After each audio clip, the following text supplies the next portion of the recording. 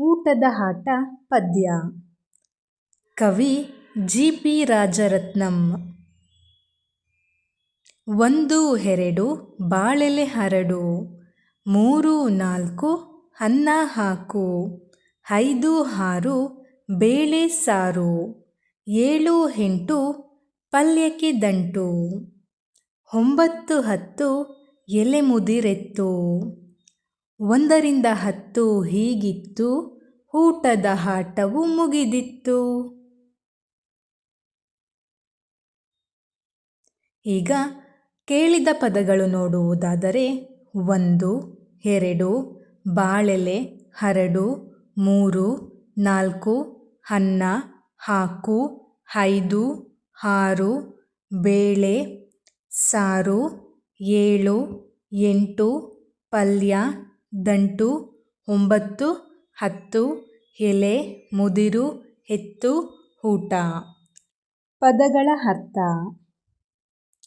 ಪಲ್ಯ ಅಂದರೆ ತರಕಾರಿಯಿಂದ ಮಾಡಿದ ಪದಾರ್ಥ, ತಾಳದ ಅಂತಲೂ ಕೂಡ ಕರೀತಾರೆ. ದಂಟು ಅಂದರೆ ಒಂದು ಜಾತಿಯ ತರಕಾರಿ ಸೊಪ್ಪು. ಮುದಿರು ಅಂದರೆ ಮುಚ್ಚು, ಮಡಿಚು. ಅಭ್ಯಾಸ ನೋಡೋಣ ಇವಾಗ. ಆ ಮೇನಲ್ಲಿ ನೀಡಿರುವ ಪದಗಳನ್ನು ಹೇಳಿ ಮಕ್ಕಳಿಂದ ಹೇಳಿಸಿ. 1 2 3 4 5 6 7 8 9 10. ಆ ಮೇನಲ್ಲಿ ಈ ಪ್ರಾಸ ಪದಗಳನ್ನು ಹೇಳಿ ಮಕ್ಕಳಿಂದ ಹೇಳಿಸಿ. 2 ಹರಡು, 6 ಸಾರು, 8 ದಂಟು, 10 ಎತ್ತು. ಈ ಮೇನಲ್ಲಿ ಪದ್ಯದ ಸಾಲುಗಳನ್ನು ಕೆಳಗೆ ನೀಡಿದೆ. ಆ ಸಾಲುಗಳಲ್ಲಿ ಒಂದೊಂದು ಪದವನ್ನು ಬಿಡಲಾಗಿದೆ. ಬಿಟ್ಟಿರುವ ಪದವನ್ನು ಮಕ್ಕಳಿಂದ ಹೇಳಿಸಿ.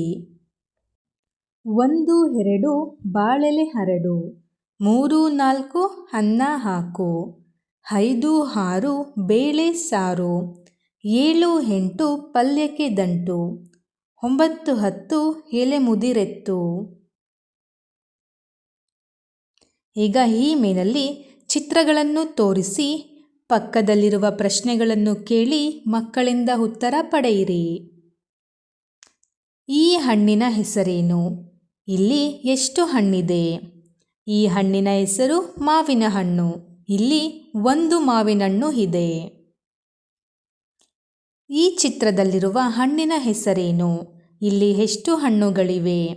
ಈ ಚಿತ್ರದಲ್ಲಿ ಇರುವ ಹಣ್ಣಿನ ಹೆಸರು ಸೇಬು. ಇಲ್ಲಿ 2 ಸೇಬು ಹಣ್ಣುಗಳಿವೆ. ಈ ಚಿತ್ರದಲ್ಲಿರುವ ಹಣ್ಣಿನ ಹೆಸರೇನು? ಇಲ್ಲಿ ಎಷ್ಟು ಹಣ್ಣುಗಳಿವೆ? ಈ ಚಿತ್ರದಲ್ಲಿರುವ ಹಣ್ಣಿನ ಹೆಸರು ಬಾಳೆಹಣ್ಣು. ಇಲ್ಲಿ 3 ಬಾಳೆಹಣ್ಣುಗಳಿವೆ.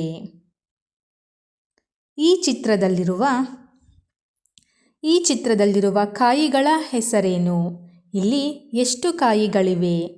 ಈ ಚಿತ್ರದಲ್ಲಿರುವ ಕಾಯಿಯ ಹೆಸರು ತೆಂಗಿನಕಾಯಿ. ಇಲ್ಲಿ 4 ಕಾಯಿಗಳಿವೆ. ಈ ಚಿತ್ರದಲ್ಲಿರುವ ತರಕಾರಿಯ ಹೆಸರೇನು? ಇಲ್ಲಿ ಎಷ್ಟು ಕಾಯಿಗಳಿವೆ?